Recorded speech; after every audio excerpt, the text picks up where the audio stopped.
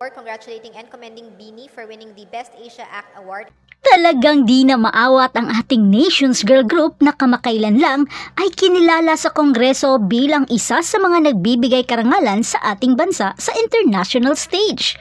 At kung nakikita mo, halos lahat ay hook na sa Beanie Fever pati sa ibang bansa. Kaya mas lalo pang iigting ang 8 sa taong ito, lalo na sa international. Kaya maghanda at magpunyagi sa ating tatak Pinoy na talento at sariling atin na P-pop na Beanie. House Resolution number 2154, congratulating and commending Beanie for winning the Best Asia Act Award at the 2024 MTV Europe Music Awards and for bringing honor to the Philippines through their achievements in the international music industry. Ang tinaguriang girl group na napaka-talented ay higit pa sa mga mang-aawit at mananayaw. Sila ay mga trendsetter, nagbibigay inspirasyon sa milyon-milyong tao sa pamamagitan ng kanilang masiglang musika at kamangha-manghang mga pagtatanghal. Ang kanilang paglalakbay ay puno ng dedikasyon, pagsusumikap at ang hindi kapani-paniwalang tagumpay. Dahil noong nakaraang Nobyembre, gumawa ng kasaysayan ang Beanie. Nanalo sila ng Best Asian Act sa MTV Europe Music Awards. Tinalo ang mga grupo mula sa Japan, Korea at Indonesia. Ito ay isang napakalaking sandali dahil ito ang kauna-unahang pagkakataon na nanalo ang isang girl group mula sa Pilipinas sa prestihiyosong award na ito. Ang kanilang acceptance speech ay napakasayang pakinggan. Isang magandang pasasalamat sa kanilang mga tagahanga na kilala bilang Blooms na sumusuporta sa kanila sa bawat hakbang ng kanilang paglalakbay.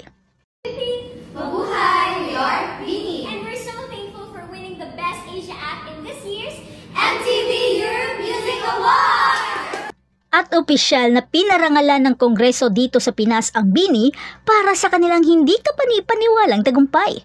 Kinikilala ang kanilang kontribusyon sa musika ng Pilipinas at sa buong mundo.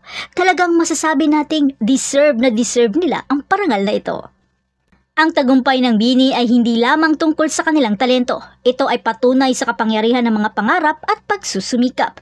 Ipinapakita nila sa mundo kung ano ang kaya ng P-pop.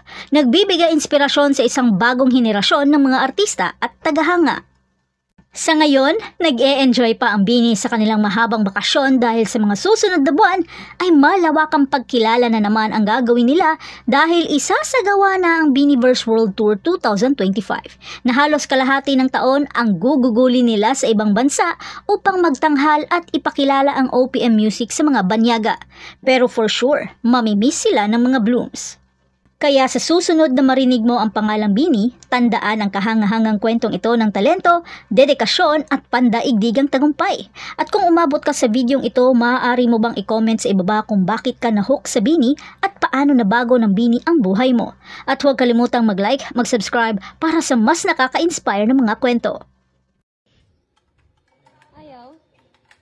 Pindutin mo na ng 3 times yung kiss mo. Yan. Ayaw pa rin.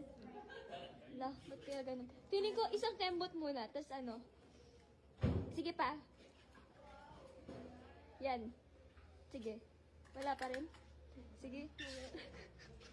Hindi pinag-iisipan niya, lalo lang kung nakakapawa.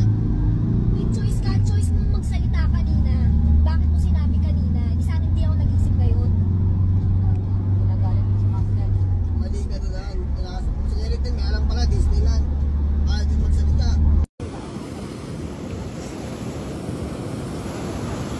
Bigyan mo sila ng helicopter sa papad.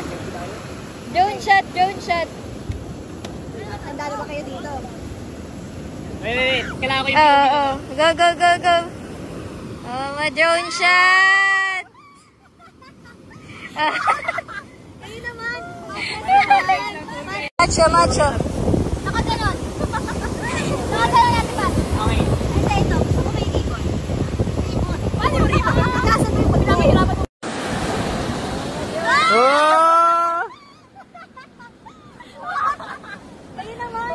Parang tour guide lang, tour guide.